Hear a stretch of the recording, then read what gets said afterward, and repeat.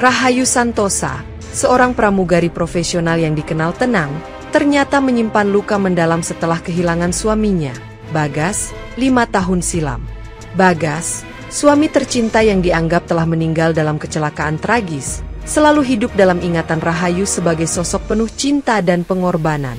Amara, putri kecil mereka, menjadi sumber kekuatan Rahayu meski tragedi itu terus membayangi hidupnya. Namun, ketika Rahayu melihat seorang pria misterius di kursi kelas 1, tubuhnya berguncang, dan darahnya terasa berhenti mengalir. Pertemuan itu membuka babak baru drama kehidupan yang penuh misteri, membuat Rahayu terguncang oleh pertanyaan yang menghantui pikirannya. Siapa sebenarnya pria itu? Saya sangat berterima kasih kepada yang sudah subscribe serta yang like video ini. Semoga bahagia di dunia dan masuk surga di akhirat kelak.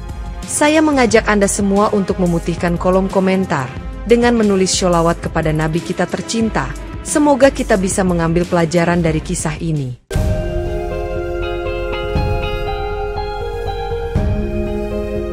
Pagi itu, matahari belum sepenuhnya terbit ketika Rahayu bangun di rumah mungilnya yang terletak di pinggiran Jakarta, dengan bunyi alarm yang mengingatkannya bahwa jadwal penerbangannya padat hari ini. Setelah memastikan Amara, putri kecilnya, masih terlelap, Rahayu menuju dapur untuk menyiapkan sarapan sederhana berupa nasi goreng dan telur mata sapi. Amara terbangun dengan wajah mengantuk dan berjalan ke dapur, memeluk ibunya sambil berkata, "Ibu, nanti pulangnya cepat ya, aku kangen," yang membuat hati Rahayu terasa berat. "Nanti kalau ibu sudah selesai, kita bikin kue lagi." "Ya," jawab Rahayu dengan senyum yang ia paksakan agar terlihat kuat di depan Amara. Setelah memastikan Amara siap untuk dititipkan ke neneknya, Rahayu mengenakan seragam pramugarinya yang rapi, menyematkan pin nama, dan melangkah keluar rumah dengan koper kecil di tangan. Di perjalanan menuju Bandara Soekarno-Hatta, Rahayu memikirkan rute penerbangan hari ini ke Bali, sebuah rute yang ia hafal luar kepala namun selalu menghadirkan tantangan tersendiri. Sesampainya di bandara, suasana sibuk menyambutnya dengan antrean panjang penumpang dan suara pengumuman jadwal keberangkatan yang terus bergema. Rahayu bertemu Tamara di ruang kru, sahabat sekaligus rekan kerjanya, yang menyapanya dengan ceria. "Rahayu, hari ini kita kembali lagi sudah siap untuk drama penumpang." "Siap, Tamara, semoga tidak ada masalah besar," jawab Rahayu sambil tertawa kecil, meski pikirannya masih melayang ke Amara di rumah. Setelah briefing singkat dengan tim, Rahayu naik ke pesawat dan mulai mempersiapkan kabin, memastikan segala sesuatunya berjalan sesuai prosedur yang ketat. Pesawat telah siap untuk keberangkatan, dan para penumpang mulai memasuki kabin satu persatu, sementara Rahayu berdiri di pintu dengan senyuman ramah untuk menyambut mereka. Ketika penumpang di kelas 1 mulai duduk, perhatian Rahayu tertuju pada seorang pria yang mengenakan jas gelap dan membawa koper kecil, yang wajahnya tampak tidak asing baginya. Pria itu duduk di kursi dekat jendela, membuka buku kecil di tangannya, sementara tatapannya tampak kosong, seolah-olah tenggelam dalam pikirannya sendiri. Rahayu merasakan detak jantungnya meningkat ketika pria itu mendongak dan mata mereka bertemu, meskipun pria tersebut hanya memberikan senyuman sopan sebelum kembali ke bukunya. "Ada apa, Rahayu?" bisik Tamara ketika ia melihat perubahan ekspresi Rahayu yang tiba-tiba tampak bingung dan gugup. Aku merasa mengenal pria itu, tapi aku tidak yakin," jawab Rahayu, mencoba mengendalikan suaranya agar tetap tenang sambil melirik ke arah pria tersebut. Tamara menatap pria itu sekilas, lalu berkata, "Mungkin hanya mirip tapi kalau kamu merasa aneh, kita bisa cari tahu nanti." Rahayu mengangguk dan melanjutkan tugasnya, tetapi pikirannya terus berputar-putar, mencoba mengingat di mana ia pernah melihat wajah pria tersebut sebelumnya. Selama penerbangan, setiap kali ia melewati kursi pria itu, ia tidak bisa menahan diri untuk melirik, meskipun ia berusaha keras untuk tidak menunjukkan rasa penasaran yang berlebihan. Ketika pesawat mulai menanjak, Rahayu tidak bisa menghilangkan perasaan bahwa ada sesuatu yang sangat salah, namun ia memutuskan untuk menunggu hingga tiba waktunya untuk mencari tahu lebih banyak. Di pertengahan penerbangan, ketika sebagian besar penumpang sedang tidur atau sibuk dengan aktivitas masing-masing, Rahayu memutuskan untuk mendekati pria tersebut dengan alasan menawarkan minuman. "Selamat siang, Pak. Apakah Anda ingin kopi atau teh?" tanyanya dengan suara tenang, meskipun tangannya sedikit bergetar saat memegang nampan. Pria itu mendongak, menatap Rahayu sesaat sebelum berkata, "Teh saja, terima kasih." dengan nada suara yang halus tetapi penuh kendali. Rahayu merasa ada sesuatu yang familiar dalam nada suaranya. Namun ia menahan diri untuk tidak menanyakan lebih lanjut dan hanya tersenyum sambil menyerahkan teh tersebut. "Anda sering bepergian, Pak?" tanya Rahayu, mencoba membuka percakapan kecil untuk mencari petunjuk lebih lanjut tentang pria tersebut. "Ya, cukup sering," jawab pria itu singkat, sebelum kembali menatap bukunya, seolah-olah ingin mengakhiri percakapan. Tamara memperhatikan interaksi itu dari jauh dan menyadari bahwa Rahayu tampak lebih gelisah daripada biasanya setelah berbicara dengan pria tersebut. "Kamu baik-baik saja?" tanya Tamara ketika Rahayu kembali ke dapur kecil pesawat, dengan wajah yang tampak lebih pucat dari biasanya. "Aku yakin dia mirip sekali dengan seseorang yang aku kenal, Bagas," bisik Rahayu dengan suara yang hampir tidak terdengar. Tamara terkejut mendengar itu. Tetapi ia memutuskan untuk tidak mendesak lebih jauh dan menyarankan agar Rahayu tetap fokus pada pekerjaannya untuk sementara waktu.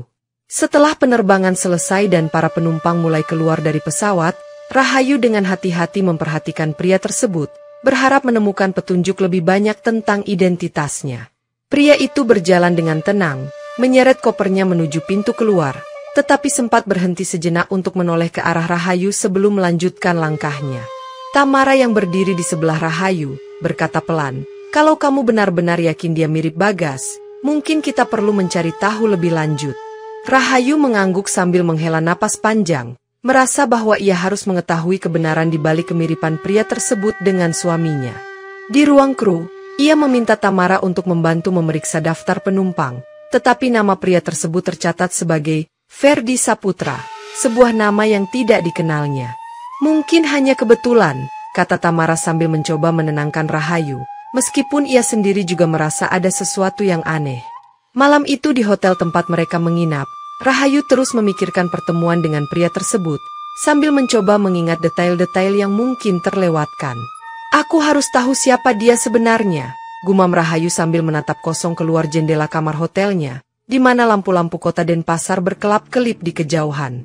Tamara yang mendengar gumaman itu, menyarankan agar Rahayu berbicara dengan Lukas, yang mungkin dapat membantu menyelidiki lebih dalam.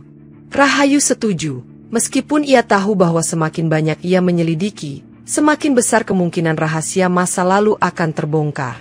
Setelah penerbangan mereka ke Bali selesai, Tamara mengajak Rahayu duduk di ruang kru untuk berbicara tentang pria yang telah membuatnya gelisah selama penerbangan. "Kalau kamu yakin dia mirip Bagas, kita harus pastikan dulu siapa dia sebenarnya," kata Tamara sambil menyerahkan daftar penumpang kepada Rahayu. Dengan jari yang sedikit gemetar, Rahayu memindai daftar itu dan menemukan nama Ferdi Saputra, tertera di kursi kelas 1 tempat pria itu duduk. "Namanya tidak asing, tapi aku yakin dia bukan Ferdi Saputra," gumam Rahayu sambil mencatat detail kecil yang ia temukan dari daftar itu. Tamara menyarankan agar Rahayu menunggu kesempatan berikutnya untuk mendekati Ferdi di penerbangan mendatang, kali ini dengan persiapan yang lebih matang. Saat mereka berjalan keluar dari bandara menuju hotel, Rahayu terus memutar ulang pertemuannya dengan pria itu di pikirannya, mencoba menghubungkan potongan kenangan yang terasa tidak utuh. Di kamar hotel, ia membuka ponselnya dan mencari nama Ferdi Saputra secara online, tetapi hasil pencarian tidak memberikan informasi yang relevan. "Aku perlu tahu lebih dari sekadar nama," pikir Rahayu sambil merenungkan langkah berikutnya. Ia memutuskan untuk mengamati Ferdi lebih dekat di penerbangan berikutnya, berusaha menemukan petunjuk yang lebih jelas. Sebelum tidur, ia mengirim pesan singkat kepada Tamara, "Besok aku akan lebih siap, kita harus cari tahu kebenarannya." Penerbangan menuju Lombok keesokan harinya dimulai dengan suasana yang tampaknya biasa saja, tetapi Rahayu merasa gelisah saat melihat Ferdi naik ke pesawat dan duduk di tempat yang sama. Sambil melayani penumpang lain, Rahayu terus mencuri pandang ke arah Ferdi, yang kali ini tampak lebih waspada, sering melihat sekeliling seperti mengantisipasi sesuatu. Ketika suasana kabin mulai tenang, Rahayu memberanikan diri mendekati Ferdi dengan membawa nampan minuman, tersenyum sopan sebelum bertanya, "Kopi atau teh, Pak?" Ferdi memilih kopi dengan anggukan kecil, tetapi saat Rahayu mencoba memulai percakapan ringan, ia menjawab singkat, menunjukkan sikap yang lebih tertutup daripada sebelumnya. "Bapak sering ke Lombok, tempat yang bagus untuk berlibur," ucap Rahayu, mencoba membuat suasana lebih cair. "Ya, beberapa kali," jawab Ferdi tanpa ekspresi, Tetapi ada jeda dalam nada suaranya yang membuat Rahayu yakin ia sedang menyembunyikan sesuatu. Dalam kesempatan lain, Rahayu dengan sengaja menyinggung tentang jam antik yang Ferdi pakai, mengatakan bahwa suaminya dulu memiliki yang serupa. Ferdi sempat terdiam, matanya sedikit menyipit, tetapi kemudian tersenyum tipis sambil berkata, "Jam ini hanya barang biasa." Ketika Rahayu kembali ke dapur pesawat, Tamara yang telah memperhatikan semuanya bertanya, "Apa kamu dapat sesuatu?" "Dia sangat hati-hati, tetapi aku yakin dia menyembunyikan sesuatu," jawab Rahayu sambil menghela napas panjang. Setelah penerbangan selesai, Rahayu segera menghubungi Lukas, temannya yang bekerja di bagian keamanan bandara, untuk bertemu di sebuah kafe kecil di terminal.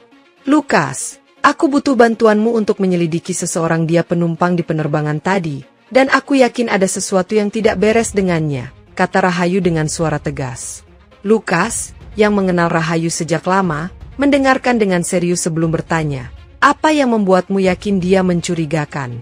Rahayu menjelaskan kemiripan pria itu dengan Bagas, suaminya, serta bagaimana pria itu bertindak sangat hati-hati sepanjang perjalanan mereka. Lukas setuju untuk memeriksa lebih jauh dan berjanji menggunakan akses ke data penumpang untuk menggali lebih banyak informasi tentang Ferdi Saputra. Malam itu, Lukas menghubungi Rahayu kembali dengan hasil awal investigasinya. Pria ini pernah terbang beberapa kali dengan nama berbeda, dan itu cukup mencurigakan. Rahayu terkejut mendengar informasi itu, merasa bahwa ini semakin memperkuat dugaannya bahwa Ferdi bukanlah orang biasa. "Aku butuh tahu apa yang dia sembunyikan. Lukas, jika dia benar-benar Bagas, aku harus tahu alasannya," kata Rahayu dengan nada putus asa. Lukas menyarankan agar mereka tetap berhati-hati karena bisa jadi Ferdi memiliki alasan yang lebih besar untuk menjaga identitasnya tetap tersembunyi. Rahayu mengangguk, menyadari bahwa kebenaran ini bisa membawa mereka lebih dekat pada bahaya, tetapi ia tidak akan mundur. Penerbangan berikutnya membawa Rahayu dan Tamara kembali bersama Ferdi, yang kini tampak lebih waspada daripada sebelumnya. Rahayu berusaha menjaga sikap profesionalnya, tetapi ia tidak bisa menghindari keinginan untuk terus mengamati Ferdi setiap kali ia melintas di lorong kelas 1. Ferdi, yang tampaknya menyadari perhatian Rahayu, mulai menghindari kontak mata secara langsung, memilih untuk sibuk dengan buku atau pura-pura tidur. Ketegangan di udara semakin terasa ketika Ferdi beberapa kali mengangkat kepalanya untuk melihat sekeliling, seperti memastikan tidak ada yang mengamatinya terlalu dekat. Tamara yang memperhatikan sikap Rahayu berkata pelan, "Kamu harus lebih hati-hati, jangan sampai dia sadar kalau kita curiga." "Aku tahu, tapi aku merasa semakin dekat untuk menemukan sesuatu," jawab Rahayu dengan suara penuh tekad meski ia mulai merasa gugup. Saat menyajikan makanan, Rahayu memperhatikan bahwa Ferdi memilih untuk tidak berbicara sama sekali, hanya mengangguk singkat tanpa menunjukkan ekspresi. Ketika Rahayu kembali ke dapur pesawat, ia merasa napasnya berat, karena tekanan yang ia rasakan semakin meningkat setiap kali Ferdi ada di sekitarnya. Tamara mencoba menenangkan Rahayu dengan berkata, "Kita tidak bisa memaksakan semuanya sekarang, tunggu momen yang tepat." Meski mencoba mengikuti saran Tamara, Rahayu tahu bahwa waktu semakin mendesak, dan ia harus segera mengambil langkah sebelum semuanya terlambat. Di tengah penerbangan menuju Makassar, Rahayu memutuskan bahwa ia tidak bisa lagi menunda percakapan dengan Ferdi, terutama setelah melihat jam antik yang ia kenakan. Saat suasana kabin agak tenang, ia mendekati Ferdi dengan senyuman sopan dan berkata, "Jam yang Anda kenakan itu sangat indah, Pak. Saya pernah melihat suami saya memakai yang serupa." Ferdi berhenti membaca dan menatap Rahayu sesaat, lalu menjawab dengan nada santai, "Oh, jam ini hanya hadiah lama, tidak ada yang istimewa." Namun, ada jeda kecil dalam kalimatnya, dan matanya tampak sedikit gelisah, yang membuat Rahayu yakin bahwa ia sedang menutupi sesuatu. "Suami saya dulu sangat menyukai jam seperti itu," ia bilang. "Jam seperti itu tidak hanya sekadar aksesori, tetapi simbol waktu yang tak tergantikan," lanjut Rahayu, mencoba membaca reaksinya. Ferdi hanya tersenyum tipis, mengangguk perlahan, tetapi segera mengalihkan pembicaraan dengan bertanya, "Apakah penerbangan ini sering membawa Anda ke Makassar?"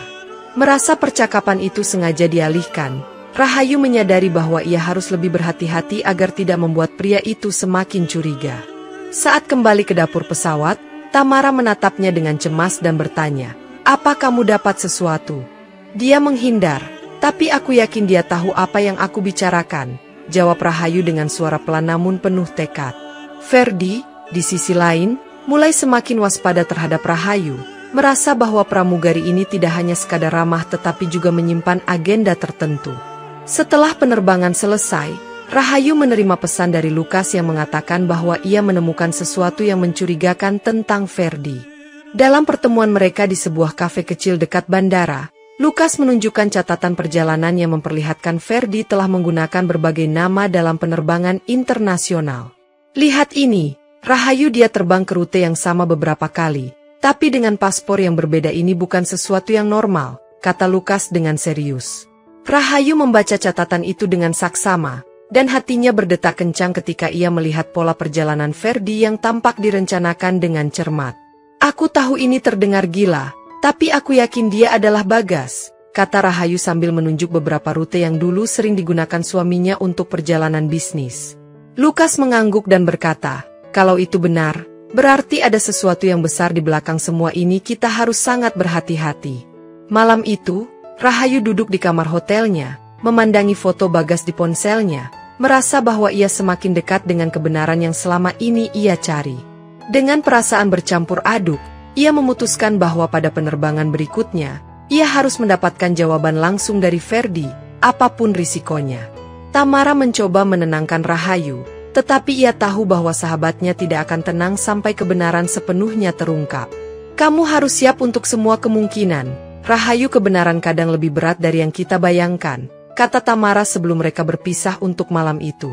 Penerbangan ke Surabaya berjalan tanpa insiden berarti, tetapi Rahayu tidak bisa mengalihkan pikirannya dari Ferdi, yang tetap menjaga sikap tenang dan tidak banyak bicara. Setelah pesawat mendarat, Rahayu menunggu di area pengambilan bagasi, memperhatikan Ferdi dari kejauhan sambil mencoba menenangkan detak jantungnya yang semakin cepat. Ketika Ferdi mendekati tempatnya berdiri, Rahayu memberanikan diri memanggil, "Bagas," dengan nada tegas yang cukup membuat pria itu berhenti sejenak.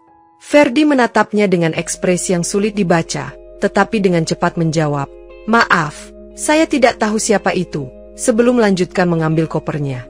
"Jangan bohong," kata Rahayu dengan suara gemetar, tetapi penuh keberanian, membuat beberapa orang di sekitar mereka melirik penasaran.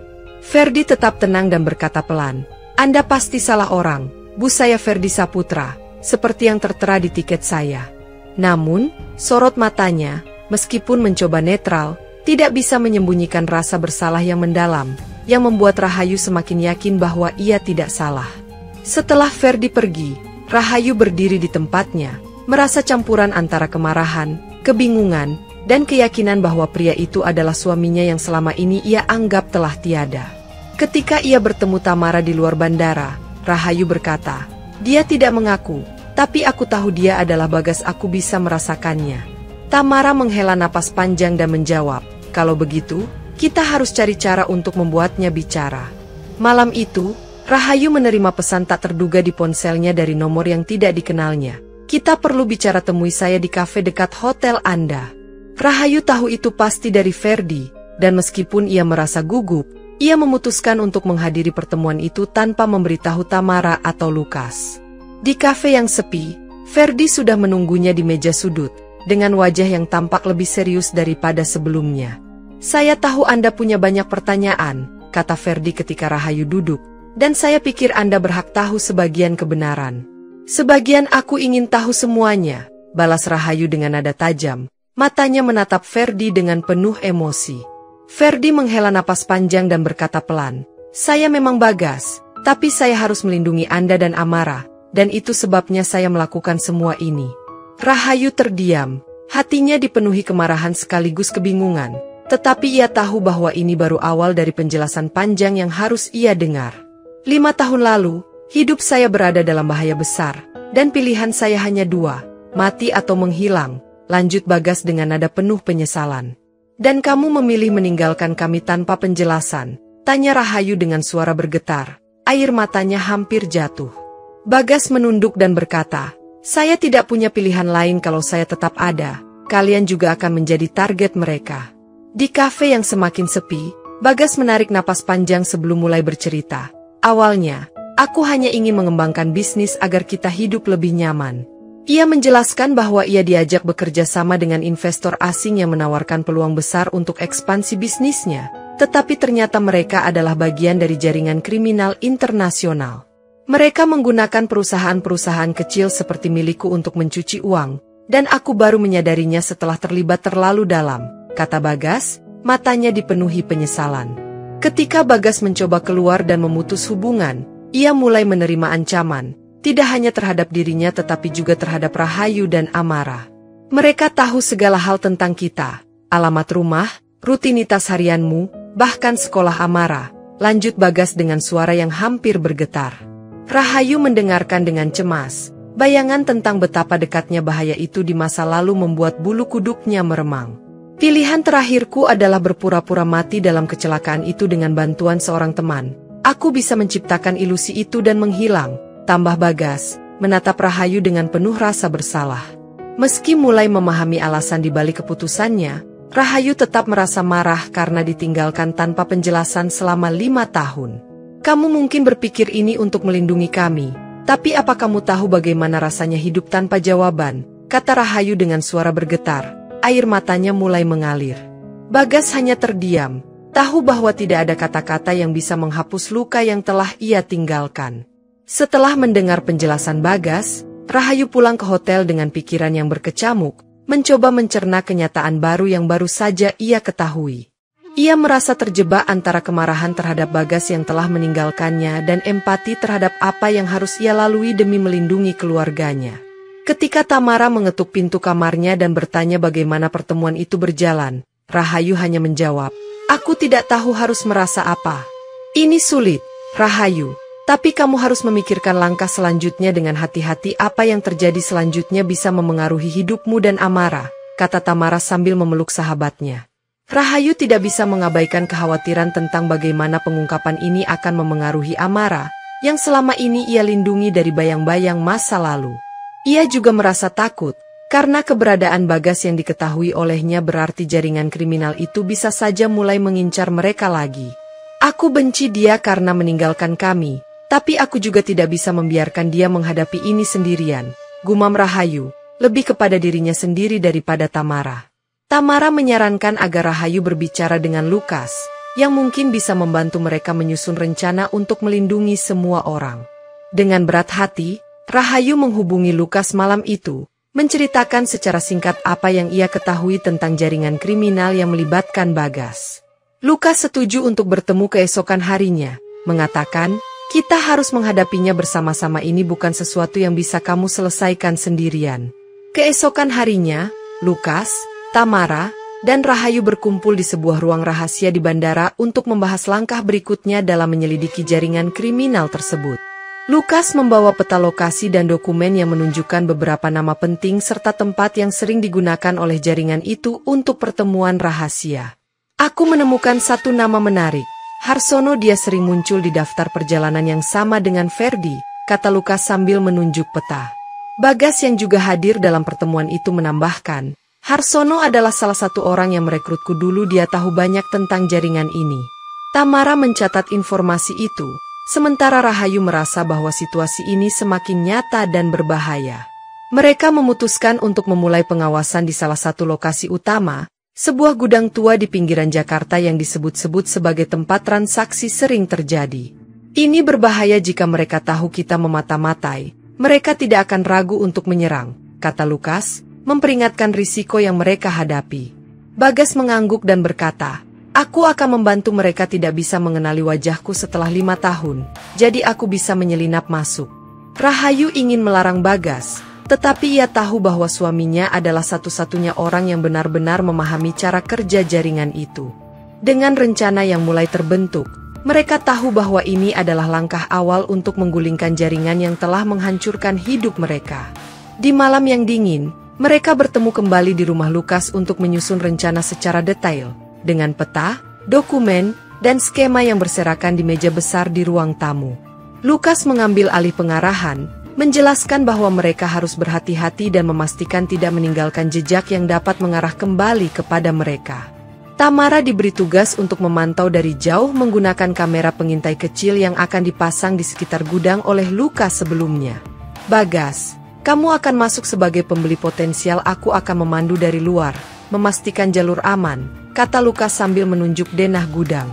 Bagas, meskipun ragu, menyetujui rencana itu, mengatakan bahwa ia tidak punya pilihan lain jika ingin menyelesaikan masalah ini dan melindungi keluarganya.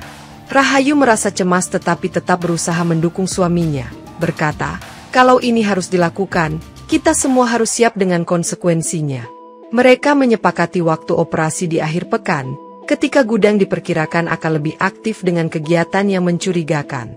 Tamara memastikan semua peralatan siap, termasuk walkie-talkie dan kamera untuk merekam bukti, sementara Lukas terus memantau pergerakan jaringan melalui kontaknya di keamanan. Malam itu, Rahayu berdoa dalam diam, berharap bahwa rencana mereka akan berjalan lancar tanpa insiden yang berbahaya. Dengan hati-hati, mereka semua bersiap menghadapi risiko yang tidak terelakkan, menyadari bahwa ini mungkin menjadi momen paling berbahaya dalam hidup mereka. Di sebuah kafe kecil di pinggiran Jakarta yang jarang dikunjungi orang, Lukas mengatur pertemuan antara Rahayu dan Bagas untuk membahas rencana lebih rinci sambil menjaga penyamaran mereka. Bagas duduk di sudut ruangan dengan topi dan jaket yang membuatnya sulit dikenali, sementara Rahayu tiba dengan penampilan santai, membawa tas besar yang menyembunyikan beberapa dokumen penting. Aku sudah memikirkan nama-nama yang terlibat di jaringan ini, kata Bagas sambil melirik sekeliling dengan hati-hati, memastikan tidak ada yang memperhatikan mereka. Ia menyebut Harsono, sosok berpengaruh di jaringan, yang sering bertemu dengan para penghubung di tempat-tempat rahasia untuk merancang strategi mereka. Harsono punya orang-orang yang loyal, dan mereka tidak segan-segan membungkam siapa saja yang mencoba melawan. Lanjut Bagas dengan nada tegas, membuat Rahayu merasa semakin tegang. Lukas, yang duduk di meja terpisah dengan earphone tersambung ke mereka, menyela melalui komunikasi tersembunyi. Aku mencatat semua detail ini, kita bisa mulai mengamati Harsono lebih dekat. Ketegangan memuncak ketika seorang pria asing memasuki kafe, duduk tidak jauh dari mereka, dan sesekali melirik ke arah Bagas dengan tatapan mencurigakan. Rahayu mencoba tetap tenang, tetapi ia merasakan keringat dingin mengalir di pelipisnya saat Bagas mengisyaratkan untuk tetap melanjutkan percakapan seolah-olah tidak ada yang salah. Kita harus segera pergi setelah ini, bisik Bagas sambil meremas tangannya di bawah meja, tanda bahwa mereka tidak aman. Ketika mereka keluar dari kafe dengan langkah cepat, Lukas mengawasi pria asing tersebut, memastikan bahwa mereka tidak diikuti sebelum masuk ke mobil yang diparkir di dekat sana. Beberapa hari setelah pertemuan di kafe, Bagas melihat wajah yang sangat dikenalnya di bandara saat ia sedang menyamar untuk mengamati aktivitas jaringan kriminal. Pria itu adalah Seno, salah satu rekan lamanya di jaringan yang dulu bekerja di bawah Harsono, dan tatapan penuh kecurigaan yang dilemparkan Seno membuat Bagas merasa tidak nyaman. Seno menghubungi seseorang melalui ponselnya sambil terus mencuri pandang ke arah Bagas, yang langsung pergi sebelum keberadaannya diketahui lebih lanjut. Malam itu, Bagas memberitahu Lukas dan Rahayu tentang pertemuannya dengan Seno, dan Lukas menyimpulkan bahwa jaringan mungkin mulai mencurigai keberadaannya. Kalau Seno mengenalimu, mereka pasti sedang menyusun rencana untuk melacakmu, kata Lukas dengan serius, membuat suasana di ruangan itu semakin tegang. Rahayu merasa cemas dan bertanya, apa yang harus kita lakukan sekarang? Kita tidak bisa hanya duduk diam. Lukas menyarankan untuk mengurangi aktivitas pengawasan mereka untuk sementara waktu dan lebih fokus pada pengamanan diri mereka sendiri. Aku bisa mengelola situasi ini, tapi kalian harus ekstra hati-hati, mereka pasti akan memanfaatkan setiap celah, tambah Lukas dengan nada penuh peringatan. Ketika malam semakin larut, Rahayu memandangi jendela kamar hotel dengan perasaan tidak tenang, sementara Bagas sibuk memeriksa kembali catatan yang ia miliki. Mereka tahu bahwa waktu semakin mendesak, dan ancaman yang mendekat tidak akan memberi mereka banyak ruang untuk membuat kesalahan. Setelah ancaman Seno, Rahayu mengambil langkah untuk melindungi Amara dengan mengirimkan putrinya ke rumah saudaranya di Yogyakarta, sebuah kota yang dianggap lebih aman dari jangkauan jaringan kriminal. Ibu, kenapa aku harus pergi? Aku tidak mau jauh dari ibu, kata Amara dengan mata berkaca-kaca ketika mereka berbicara di ruang tamu. Rahayu mencoba menenangkan putrinya dengan memeluknya erat dan berkata, ini hanya sementara, sayang, ibu ingin kamu aman. Dengan berat hati, Rahayu menjelaskan kepada saudaranya tentang situasi berbahaya yang mereka hadapi tanpa memberikan terlalu banyak detail untuk menjaga kerahasiaan. Ketika Amara pergi bersama pamannya, Rahayu berdiri di depan pintu, menahan air mata yang ingin tumpah karena rasa bersalah telah memisahkan putrinya darinya. Bagas, yang melihat adegan itu dari jauh, berkata dengan suara pelan, "Aku akan memastikan semua ini berakhir, agar kalian bisa hidup tenang lagi." Lukas memberikan jaminan bahwa ia akan tetap memantau situasi di Yogyakarta untuk memastikan Amara benar-benar aman dari ancaman jaringan. Malam itu, Rahayu duduk sendirian di kamar, menatap foto Amara di ponselnya, sambil berdoa agar keputusan ini adalah yang terbaik untuk putrinya. "Kamu melakukan yang benar, Rahayu," kata Tamara saat mereka berbicara melalui telepon, mencoba menguatkan sahabatnya. Meski berat, Rahayu tahu bahwa keamanan Amara adalah prioritas utamanya, bahkan jika itu berarti harus menanggung perasaan kehilangan sementara waktu. Bagas menghabiskan berjam-jam mengobrak-abrik dokumen lamanya, hingga ia menemukan map yang berisi catatan transaksi ilegal dari jaringan kriminal yang pernah ia simpan. Dokumen itu mencakup nama-nama penerima uang, rute transfer, dan kode khusus yang digunakan jaringan untuk menyamarkan aktivitas mereka, yang ia tahu akan sangat berharga bagi polisi. "Ini bukti yang kita butuhkan," kata Bagas dengan nada serius ketika ia menyerahkan dokumen tersebut kepada Lukas di sebuah pertemuan tengah malam. Lukas langsung memindai dokumen-dokumen itu dan berkata, "Ini bisa menjadi awal yang baik, tapi kita butuh lebih banyak untuk menjatuhkan seluruh jaringan." Dengan bantuan kontaknya di kepolisian, Lukas mulai mengatur pertemuan dengan seorang penyelidik senior yang dapat memulai investigasi lebih lanjut berdasarkan bukti tersebut. "Tapi memberikan ini ke polisi berarti mereka akan tahu kita bergerak melawan mereka," kata Rahayu dengan nada khawatir. Lukas mengangguk dan berkata, "Itulah sebabnya kita harus lebih hati-hati, mereka tidak akan tinggal diam saat tahu ini bocor." Sementara Lukas mengatur pertemuan dengan polisi, Bagas mulai mencari informasi tambahan yang bisa memperkuat bukti mereka, meskipun itu berarti ia harus mengambil risiko lebih besar. Rahayu mendukung Bagas dengan berat hati, tetapi ia tahu bahwa bukti ini adalah satu-satunya jalan mereka untuk membongkar jaringan tanpa melibatkan lebih banyak bahaya. Malam itu, mereka semua menyadari bahwa pertempuran mereka baru saja dimulai, dan taruhan yang mereka hadapi semakin tinggi dengan setiap langkah yang mereka ambil. Lukas menerima informasi penting dari salah satu kontaknya bahwa salah satu anggota utama jaringan kriminal, yang dikenal sebagai Dimas, baru saja tiba di Jakarta. Dimas kemungkinan akan bertemu dengan beberapa orang penting di sebuah gudang tua di pinggiran kota, kata Lukas, menunjukkan peta lokasi yang tepat kepada Rahayu dan Bagas. Bagas merasa gelisah mendengar berita itu dan merasa sangat tergoda untuk ikut menyelidiki langsung, karena ia tahu bahwa ini adalah kesempatan langka untuk mengetahui lebih banyak tentang jaringan yang telah menghancurkan hidupnya. "Tidak, Bagas, ini terlalu berbahaya, kamu harus tetap aman," tegas Rahayu, menarik tangan suaminya, mencoba meyakinkannya untuk tidak mengambil risiko lebih jauh. Meskipun Bagas tidak puas, ia akhirnya mengalah, menyadari bahwa terlalu banyak yang dipertaruhkan jika mereka tidak berhati-hati. Lukas dan Tamara setuju untuk memantau gudang dari jarak jauh, menggunakan kamera pengintai dan peralatan lainnya untuk mengamati aktivitas mencurigakan tanpa terlihat. "Kami akan melaporkan segala pergerakan kepada kalian secara real time, tapi kalian harus tetap berada di tempat aman," kata Lukas, memberikan instruksi yang jelas. Rahayu, meskipun cemas, menyetujui rencana tersebut dan memastikan bahwa mereka akan tetap di luar jangkauan agar tidak terdeteksi. "Jika ada yang mencurigakan, kita mundur segera, kita tidak bisa mengambil risiko terlalu banyak," kata Tamara, memastikan bahwa semuanya siap sebelum mereka berangkat. Dengan ketegangan yang terus meningkat, Rahayu hanya bisa berdoa agar rencana ini berjalan lancar tanpa ada insiden yang lebih buruk lagi. Di malam yang gelap, Lukas dan Tamara mengawasi gudang tua dari sebuah bangunan kosong yang terletak beberapa ratus meter jauhnya, memantau setiap pergerakan dengan seksama. Melalui teleskop kecil yang mereka bawa, Lukas melihat beberapa sosok masuk ke dalam gudang, membawa dokumen besar yang tampaknya sangat penting. "Itu pasti transaksi besar, mereka mungkin membahas rencana selanjutnya untuk peredaran uang mereka," kata Lukas, sambil menyalakan kamera pengintai untuk merekam pertemuan tersebut.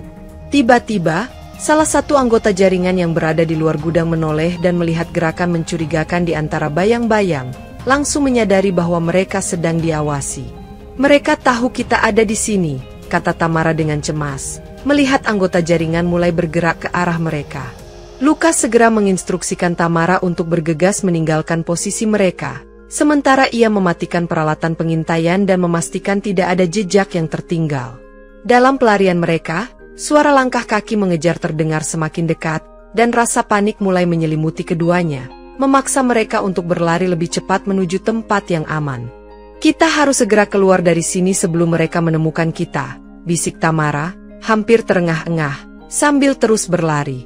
Setelah beberapa saat yang penuh ketegangan, mereka akhirnya berhasil menyelinap keluar dari jangkauan para anggota jaringan dan menuju kendaraan yang telah disiapkan. "Jaringan ini lebih waspada daripada yang kita duga, kita harus bergerak lebih hati-hati," kata Lukas, berusaha menenangkan Tamara yang masih terengah-engah. Malam itu, saat Rahayu sedang berada di kamar hotel, teleponnya berbunyi dengan nomor yang tidak dikenal, dan suara yang terdengar di ujung sana membuat hatinya berdebar-debar. "Kami tahu tentang dokumen itu, Rahayu. Jika kamu dan suamimu ingin hidup, kamu harus berhenti menyelidiki kami." Suara berat itu mengancam, membuat Rahayu terdiam sejenak. "Apa yang kalian inginkan, apa yang kalian lakukan dengan Bagas?" tanya Rahayu, berusaha tetap tenang meskipun ketakutan mulai merayapi pikirannya. "Kami mengawasi setiap langkahmu, Rahayu. Jika kamu terus mengganggu kami, tidak ada yang bisa menyelamatkanmu." Suara itu berkata sebelum telepon terputus begitu saja. Rahayu meletakkan telepon dengan tangan gemetar, rasa takut dan kekhawatiran semakin menguasai dirinya. "Bagas, mereka tahu tentang dokumen itu, mereka mengancam kita," teriak Rahayu saat ia menemui suaminya, yang tengah memeriksa hasil pengintaian dari Lukas. Bagas mencoba menenangkan Rahayu, berkata, "Kita tidak bisa berhenti sekarang, kita sudah terlalu dekat untuk mundur, fokus pada rencana, kita harus tetap tenang." Namun, ketegangan semakin meningkat saat Lukas menghubungi mereka untuk memberitahu bahwa polisi belum siap bertindak dan mereka harus melanjutkan dengan hati-hati.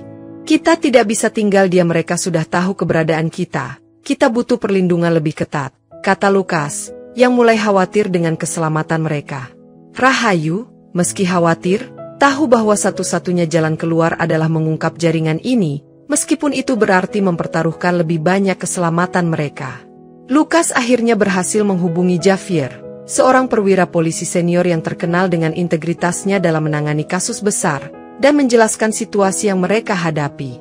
"Kalian sudah melakukan langkah yang benar, tapi kita perlu bukti lebih kuat untuk memulai operasi, kita tidak bisa gegabah," kata Javier, menegaskan perlunya strategi yang matang. Dengan peran Javier yang sangat berpengaruh, mereka mulai merancang operasi rahasia yang akan menjerat seluruh jaringan kriminal tanpa memberitahu siapapun terlebih dahulu.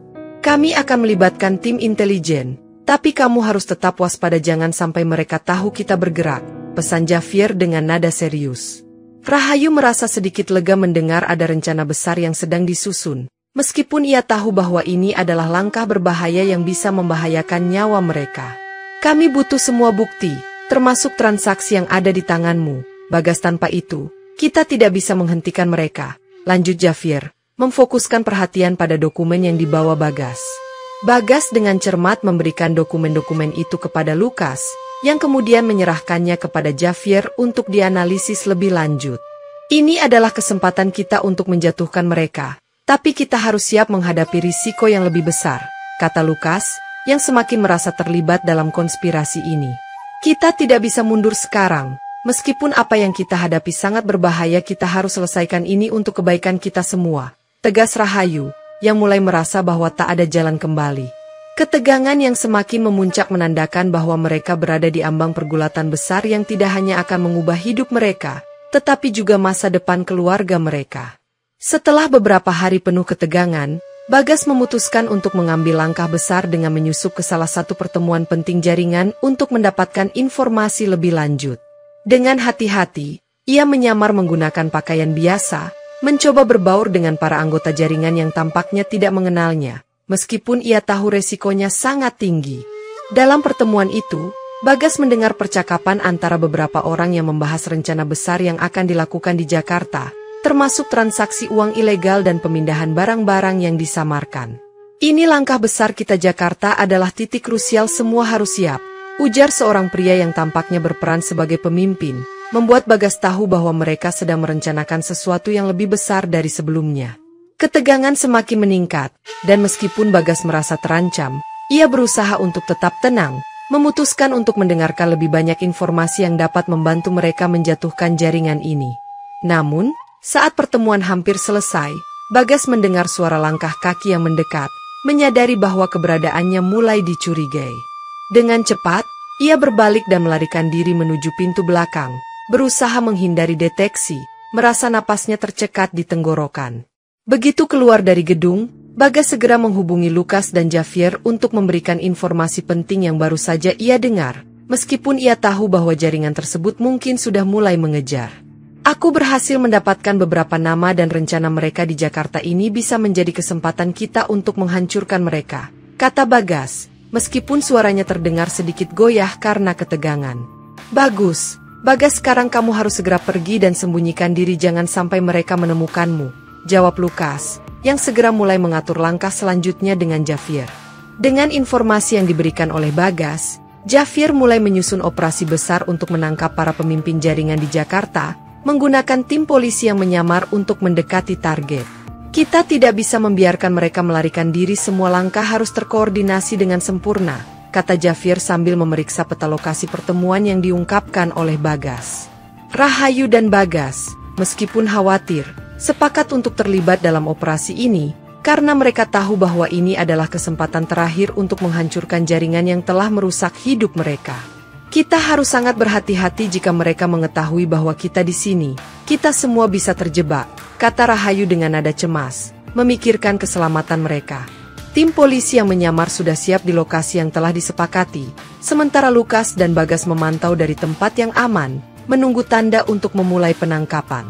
Jangan bergerak sebelum aku memberi perintah, kata Lukas melalui walkie-talkie, memastikan bahwa semuanya siap untuk bergerak. Dalam beberapa menit, beberapa anggota jaringan mulai tiba di lokasi, tampak waspada dan saling mengamati, meskipun mereka tampaknya tidak menyadari bahwa mereka sedang dipantau oleh tim polisi yang tersembunyi. Ini adalah momen kita, jangan sampai mereka kabur, kata Javier, memberikan sinyal untuk tim polisi menyergap para pemimpin jaringan. Namun, saat pertempuran mulai berlangsung, Lukas dan Bagas menyadari bahwa risiko yang mereka hadapi semakin besar, terutama jika identitas mereka terbongkar di tengah kekacauan. Kita harus segera keluar dari sini, atau semuanya akan berakhir lebih buruk, kata Bagas dengan tegas, menyadari bahwa operasi ini bisa berisiko membahayakan nyawa mereka jika tidak segera dihentikan. Di tengah operasi, ketegangan semakin meningkat saat beberapa anggota polisi tiba-tiba memperlihatkan perilaku mencurigakan, dan Lukas mulai merasakan ada yang tidak beres. Ada sesuatu yang salah satu dari mereka pasti membocorkan informasi, kata Lukas dengan nada khawatir, menyadari bahwa mereka sedang terjebak dalam situasi yang lebih berbahaya dari yang mereka duga. Tanpa peringatan, beberapa anggota jaringan yang ada di lokasi itu mulai berlari, melarikan diri dengan cepat, seolah-olah mereka sudah mengetahui rencana penjebakan tersebut. Mereka tahu kita ada di sini, teriak Bagas melalui walkie-talkie, memberitahu Lukas dan tim polisi agar segera mengejar para pelarian itu. Rahayu, yang berada di lokasi yang lebih aman, mendengar suara tembakan dan kekacauan yang terjadi di tempat kejadian, dan hatinya langsung berdegup kencang. Bagas, apa yang terjadi, apakah semuanya baik-baik saja? Tanya Rahayu dengan panik, namun suara walkie-talkie terputus dan hanya terdengar kebisingan di ujung sana. Lukas, yang terperangkap dalam kerusuhan, berlari menuju Bagas, yang tampaknya sedang diburu oleh anggota jaringan yang mengenalinya. Kita harus pergi sekarang, mereka sudah tahu siapa kita, teriak Lukas, menarik Bagas menuju jalur evakuasi yang aman, tetapi mereka dihadang oleh beberapa orang yang tampaknya bagian dari jaringan tersebut. Rahayu, kita harus segera meninggalkan lokasi ini, mereka akan datang untuk kita, kata Bagas, yang menyadari bahwa mereka harus bertindak cepat untuk menghindari jebakan lebih lanjut. Dalam kekacauan itu, Rahayu berlari menuju tempat persembunyian sementara, berharap bahwa mereka masih bisa keluar dari situasi ini dengan selamat. Malam itu, operasi polisi berlangsung dengan dramatis di sebuah kompleks gudang yang terlantar di pinggiran Jakarta, tempat para pemimpin jaringan berkumpul untuk pertemuan rahasia. Dengan koordinasi yang ketat, tim polisi yang menyamar berhasil mengepung lokasi tersebut, dan beberapa pemimpin jaringan berhasil ditangkap. Namun ketegangan semakin memuncak saat tembakan mulai terdengar. Kita harus bergerak cepat, jangan beri mereka kesempatan untuk kabur, teriak Javier, memimpin operasi yang penuh bahaya itu. Bagas dan Lukas berlari menyusul para penjahat yang melarikan diri, Tetapi tiba-tiba, salah seorang anggota jaringan yang tampaknya sudah mengenali Bagas berlari mengejar dan hampir berhasil menangkapnya. "Bagas, hati-hati!" teriak Lukas, yang melihat bahaya itu semakin mendekat. Tetapi untungnya ia tiba tepat waktu untuk menembak satu peluru peringatan yang membuat pengejar itu mundur. "Terima kasih," kata Bagas dengan napas tersengal, mengucapkan terima kasih kepada Lukas, meskipun ia merasa kesakitan karena terkena luka ringan di bahunya akibat tembakan yang hampir mengenai. "Kita harus keluar dari sini sekarang," teriak Lukas, sementara polisi lain menahan beberapa anggota jaringan yang sudah berhasil mereka tangkap. Ketegangan semakin memuncak saat suara sirene semakin dekat, dan mereka segera melarikan diri dengan mobil yang sudah dipersiapkan sebelumnya. Meskipun Bagas terluka, ia tetap bertahan untuk memastikan bahwa informasi yang mereka peroleh tidak terbuang sia-sia, dan operasi ini akan membawa hasil yang maksimal. "Kita masih selamat kali ini, tapi aku tahu kita belum selesai," kata Bagas, merasakan nyeri di bahunya, tetapi tetap fokus pada tujuan mereka. Setelah pertempuran malam itu, Bagas dan Rahayu duduk di ruang tamu hotel mereka. Suasana hening di antara keduanya kecuali suara detak jam yang terdengar berat. "Rahayu, aku tahu tidak ada yang bisa mengubah masa lalu kita, tapi aku ingin kamu tahu bahwa aku menyesal meninggalkanmu begitu saja tanpa penjelasan," kata Bagas dengan suara serak, matanya penuh penyesalan. Rahayu menatapnya, rasa marah yang dulu ia pendam mulai meluruh, meskipun masih ada luka dalam hati yang belum sepenuhnya sembuh. "Kamu meninggalkan aku dan Amara tanpa kabar. Bagas, aku merasa seperti kamu membiarkan kami hidup dalam ketidakpastian dan rasa takut," jawab Rahayu dengan suara tertahan. Bagas menunduk, merasa bersalah, tetapi ia tahu bahwa ia tidak bisa meminta maaf cukup untuk menghapus rasa sakit yang ditinggalkan. "Aku hanya ingin melindungi kalian, Rahayu saat itu. Aku tidak tahu apa yang harus dilakukan jaringan itu. Mereka sangat berbahaya," kata Bagas, suaranya pecah. Rahayu menghela napas, berusaha menenangkan dirinya. "Aku tahu kamu berjuang demi kami, tapi kamu tetap memilih pergi tanpa memberi penjelasan," katanya dengan tegas, meskipun ada sedikit kelembutan di suaranya. "Aku akan menebus semuanya, Rahayu. Aku tidak tahu bagaimana, tapi aku akan melakukannya untuk Amara, untuk kamu," janji Bagas, berharap bahwa penyesalannya dapat diterima meskipun prosesnya akan sangat panjang. Rahayu diam sejenak, berpikir tentang segala yang telah terjadi, dan akhirnya berkata, Aku akan mencoba memaafkanmu, Bagas, tapi itu tidak mudah." Bagas tersenyum pelan, mengangguk, dan berkata, "Aku tahu, dan aku siap untuk melakukannya. Aku akan berusaha membuat semuanya lebih baik." Setelah pengadilan yang adil, di mana Bagas menerima hukuman karena keterlibatannya dalam jaringan kriminal, keluarga ini memulai babak baru dalam hidup mereka yang penuh harapan dan tantangan.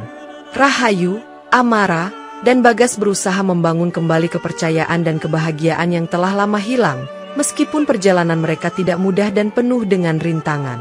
Mereka memutuskan untuk tinggal di sebuah rumah kecil di luar Jakarta, tempat yang lebih tenang, jauh dari gangguan dan kehidupan kota yang sibuk, untuk memulai kehidupan baru bersama. "Kita punya kesempatan untuk mulai lagi, tapi kita harus berjuang bersama," kata Rahayu kepada Amara dan Bagas saat mereka makan malam bersama di ruang makan yang baru mereka atur.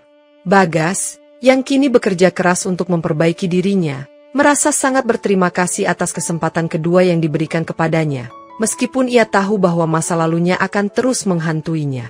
"Aku akan melakukan apapun untuk membuat kalian merasa aman dan bahagia," katanya dengan tulus, berjanji pada dirinya sendiri untuk menjadi suami dan ayah yang lebih baik.